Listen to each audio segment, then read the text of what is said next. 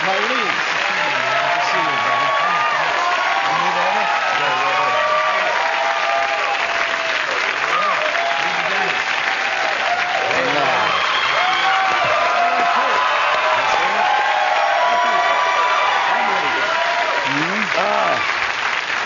See, this is not having a full of shit bone in your body pays off because these people. How long have you been doing comedy now, Georgie? If you count being in radio 4 years, which I do, 44 years.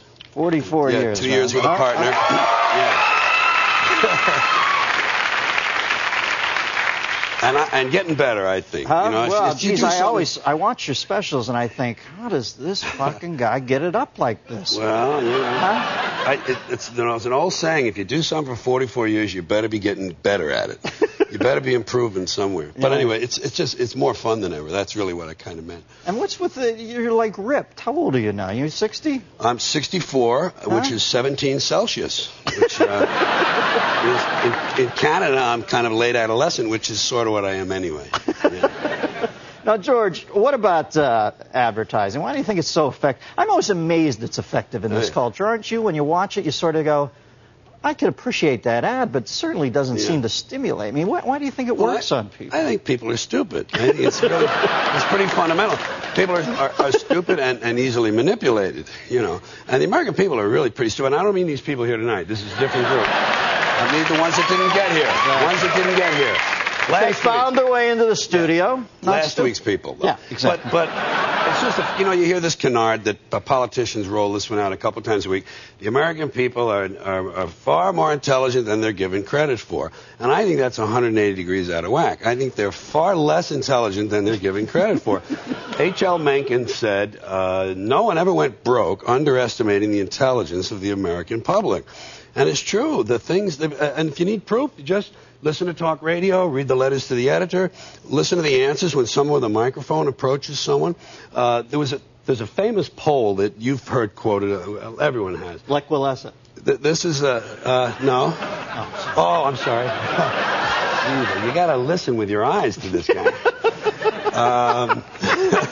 I'm sorry. No, that's fine, but a very close relative of his.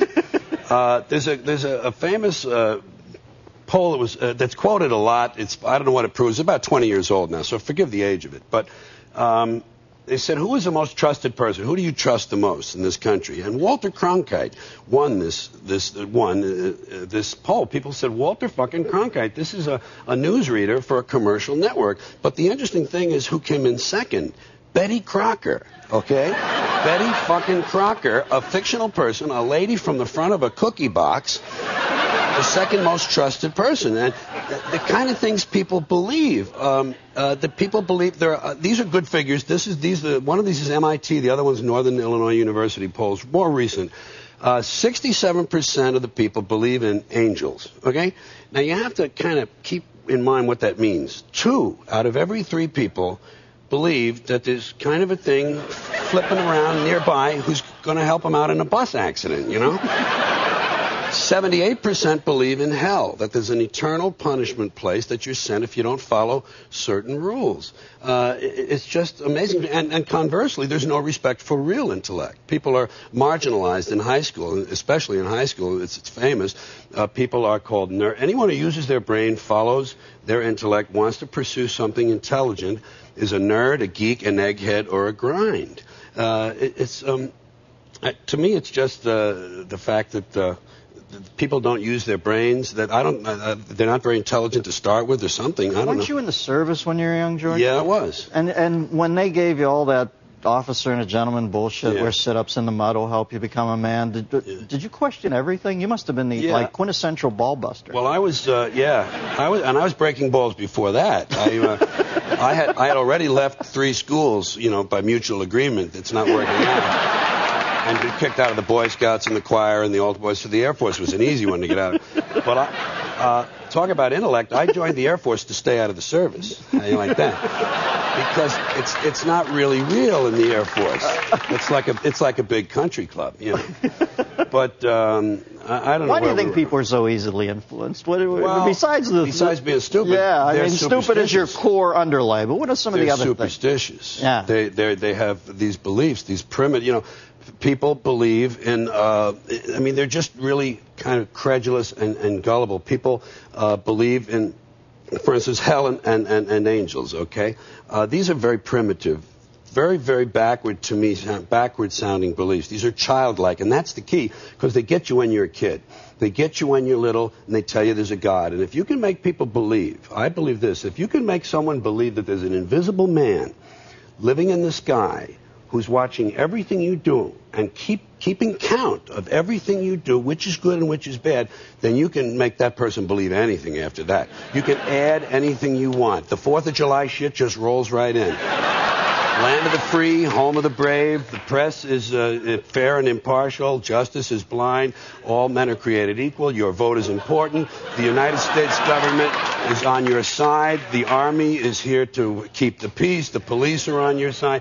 And your vote is important. Did I say that? Oh, and freedom of choice. This is the big one. The illusion of choice. They were led to feel free by the exercise of meaningless choices.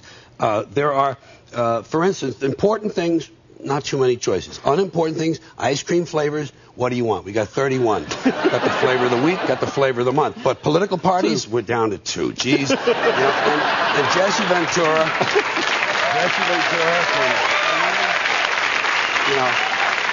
sources of information.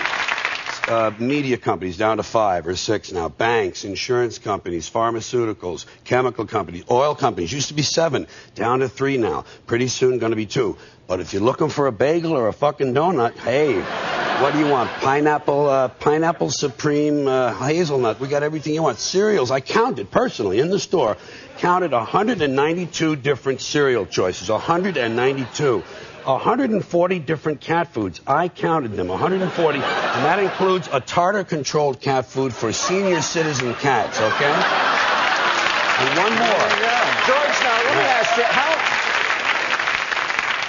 you're so bright and you're so skeptical, and you're 64 now. Have you managed to find a place where you can be at peace? Or I'm 47. I still find all this shit maddening. I mean, you know, you say things. Obviously, your stock and trade has always been the brilliant thing in the guise of a joke, but it's so true, and I get so pissed off sometimes.